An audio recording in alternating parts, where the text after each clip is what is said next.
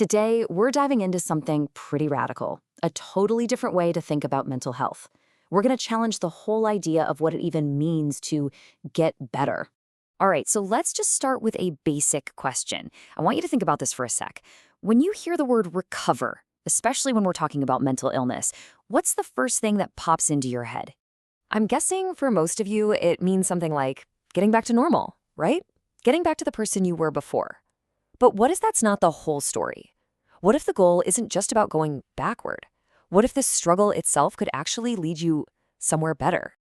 So to really get this new idea, we've got to look at the old one first.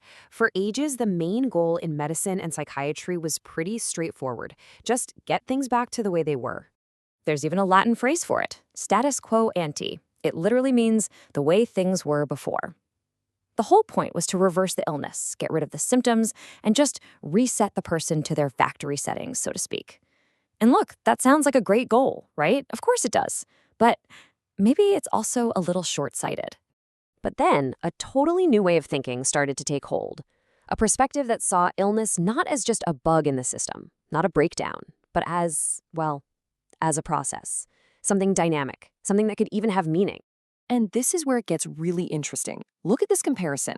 The old way, the pessimistic view, sees symptoms and says that's a defect, a breakdown. But this newer, more optimistic view looks at this same thing and says, no, that's a fight for life. It's even called a strategic retreat, like your mind pulling back to protect itself. It's a huge shift from seeing a failure to seeing a desperate fight to survive. I love this metaphor. Symptoms aren't the fire, they're the firefighters. They're these emergency relief devices that your mind calls in to save you when the stress is just completely overwhelming. So their job isn't to make things worse, it's actually to protect you.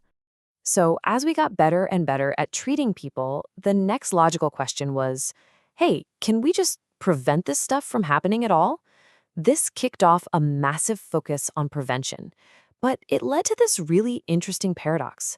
The more they succeeded with individuals, the more they realized that real prevention had almost nothing to do with therapy or pills. It was about something way, way bigger. So what does that even look like, preventing mental illness? Well, it turns out it's not some magic pill. It's the big stuff, the foundations of a healthy society. Things like kids feeling safe with their parents, having good schools, places to play, stable families, even just being able to go to a museum or walk in nature. And here's the rub. Investing in all that, that's a huge long-term project for society. And you know what happens? It gets brushed off as being too expensive, or people call these things luxuries, when really, they are absolutely essential to public health. Let's be honest, it's way easier to get funding for a new drug than it is for a new playground. So this whole prevention idea kind of hit a brick wall because it meant changing society's priorities in a massive way. And people just weren't ready for that. Okay, so this brings us to the core idea here, the really mind-blowing part of this whole thing. What if recovery isn't just about getting well? What if it's about becoming weller than well? That's the phrase they use. The idea that the struggle itself can be the very thing that sparks incredible growth. This quote just nails it. The idea that someone can go through hell and come out the other side not just healed, but completely transformed. They might find new talents, new kinds of strength, a whole new way of being effective in the world that they just didn't have before.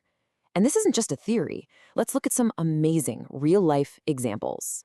First up, a name we all know, but maybe a side of him we don't. Abraham Lincoln. Lincoln was known to have these crippling bouts of depression.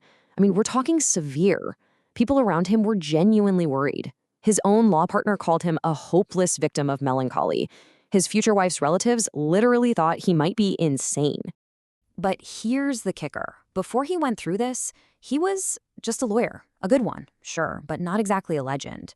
Everything we remember him for, his entire legacy, all of it came after he wrestled with those demons. You could say the struggle is what made him into the Lincoln we know. Okay, next example, the famous philosopher John Stuart Mill. He had his own crisis when he was a young man. He was only 20, and he fell into this massive depression. He got completely obsessed with this one thought.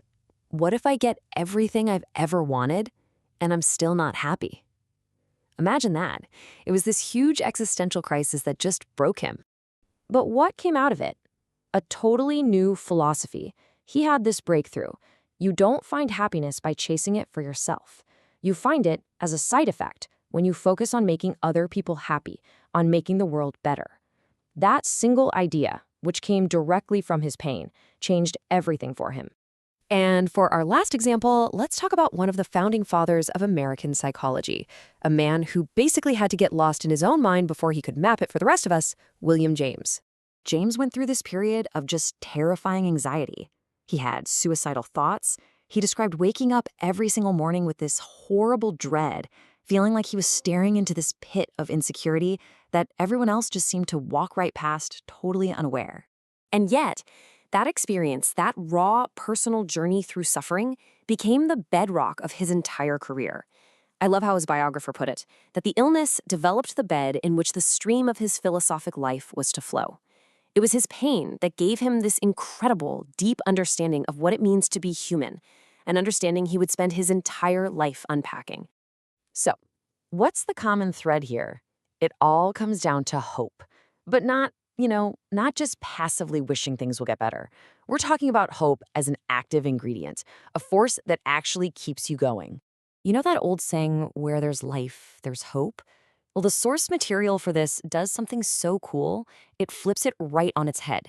It says, no, no, no. Life is sustained by hope, meaning where there is hope, there is life. Hope isn't just some nice thing you have when you're alive. It's the very fuel that keeps you alive. And that's really the final thought I want to leave you with. This whole idea isn't just a history lesson about famous dead guys. It's a completely new lens for looking at our own lives. It's an invitation to ask ourselves, what potential for growth, what potential for becoming weller than well is hiding inside our own challenges?